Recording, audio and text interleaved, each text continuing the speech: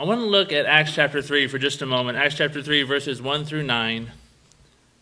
This is when Peter and John, they find the lame man sitting by the temple gate. Verse number 1, it says, "Now Peter and John were going up to the temple at the 9th hour, the hour of prayer. And a certain man who had been lame from his mother's womb was being carried along, whom they used to set down every day at the gate of the temple, which is called Beautiful, in order to beg alms of those who were entering the temple. When he saw Peter and John about to go into the temple, he began asking to receive alms. And Peter, along with John, fixed his gaze upon and said, 'Look at us.' And he began to give them his attention, expecting to receive something from them.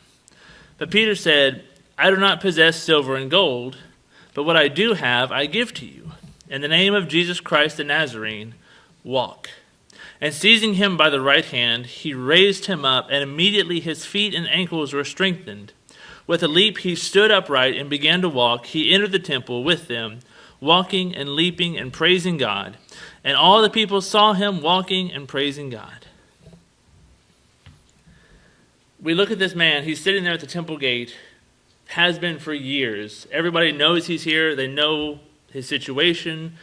Probably many people have given him change here and there to help out. He's got his cup.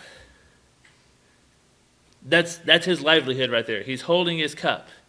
That's how people know what he needs. That's what he reaches out, how he expects to get alms.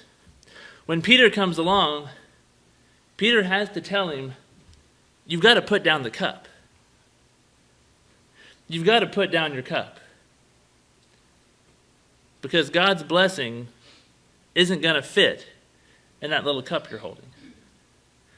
And sometimes we do that in our lives today. We get so focused on our things or on what we think we have to do to make our life work, to make our finances come together, to do all the things that need to be done.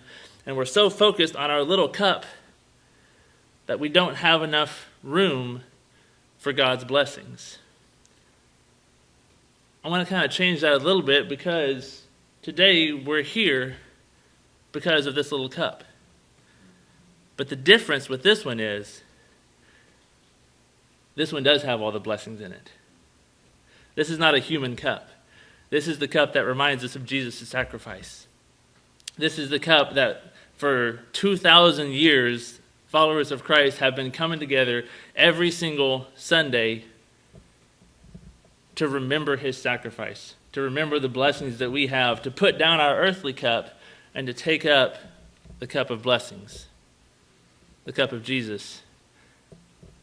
And really that's why we're here, because if it wasn't for his death and resurrection, I mean, even Paul put it, we're of most men most to be pitied. It's like we've got nothing. But because of his sacrifice and his resurrection, we know we have that hope too. And that's why we're here. And that's why I want us to remember as we partake of this bread, which reminds us of his body, and this cup, which reminds us of his blood. If you would, bow with me, please.